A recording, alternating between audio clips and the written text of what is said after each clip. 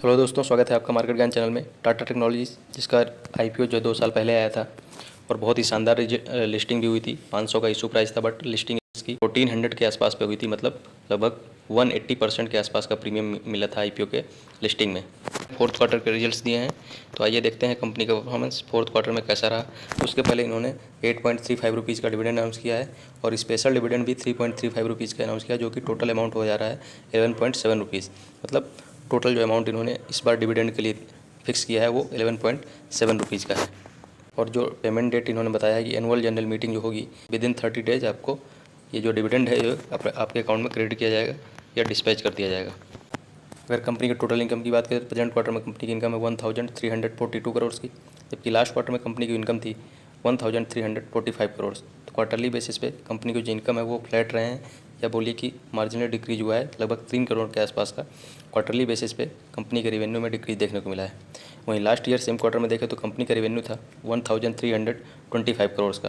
तो yearly basis पे company का जो रेवेन्यू है उसमें लगभग 1.4% के आसपास इंक्रीज देखने को मिला है, जबकि क्वार्टरली बेसिस पे कुछ खास चेंजेस देखने को नहीं मिले हैं कंपनी के रेवेन्यू में।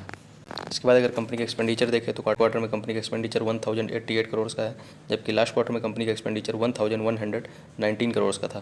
तो यहाँ पे कंपनी का एक्सपेंडिचर जो है वो कंट्रोल होते हुए दिखे हैं क्वार्टरली बेसिस पे। जबकि अगर इसको कंपेयर करें लास्ट ईयर सेम क्वार्टर से तो वहाँ पे कंपनी का जो एक्सपेंडिचर था 1094 करोड़। तो यहाँ भी अगर कंपेयर करें तो ईयरली बेसिस में भी कंपनी के जो एक्सपेंडिचर्स हैं उन पे कंट्रोल देखने को मिल रहा है। इसके बाद अगर कंपनी के प्रॉफिट आफ्टर टैक्स पैट की बात करें तो प्रेजेंट क्वार्टर में कंपनी का प्रॉफिट आफ्टर टैक्स है 188.87 करोड़ का, जबकि लास्ट क्वार्टर में कंपनी का प्रॉफिट था 168.64 करोड़ का। तो क्वार्टरली बेसिस पे कंपनी के प्रॉफिट में लगभग 11% के आसपास का इंक्रीज देखने को मिला है। वहीं अगर इसको देखा जाए लास्ट ईयर सेम क्वार्टर में तो कंपनी का जो प्रॉफिट था 157.24 करोड़ का।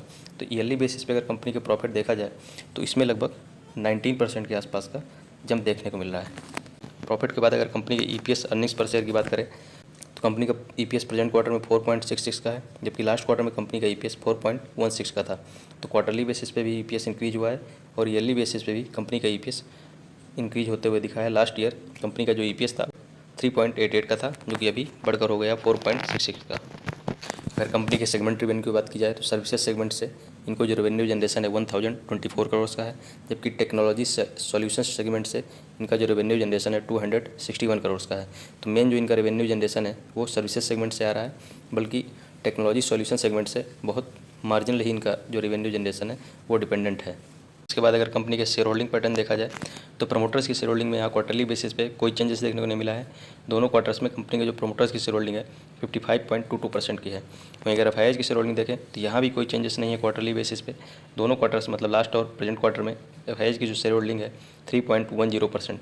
डीआईएच की शेयर होल्डिंग देखें तो यहाँ पर डिक्रीज देखने को मिल रहा है क्वार्टरली बेसिस पे। लास्ट क्वार्टर में डीआईएच की शेयर होल्डिंग 3.06% थी, अभी घटकर 2.48% रह गई है प्रेजेंट क्वार्टर में। तो एफआईआई और प्रमोटर्स की शेयर होल्डिंग में तो नो चेंजेस हैं और डीआईएच की शेयर होल्डिंग क्वार्टरली बेसिस पर डिक्रीज होते हुए दिखी है। वहीं अगर रिजल्ट का एनालिसिस किया जाए तो बहुत ही शानदार रिजल्ट्स माने जाएंगे। रेवेन्यू में जहां 1.4% के आसपास का इंक्रीज है ईयरली बेसिस पे, प्रॉफिट में ईयरली बेसिस पे लगभग 19% के आसपास का इंक्रीज देखा गया है। वहीं कंपनी ने डिविडेंड भी अनाउंस किया है लगभग 12 रुपीज़ का। तो बहुत ही शानदार रिजल्ट्स के साथ साथ कंपनी ने आपको जो पैसिव इनकम है उसका भी एक सोर्स दिया है डिविडेंड के फॉर्म में। तो धन्यवाद, मिलते हैं अगले वीडियो में।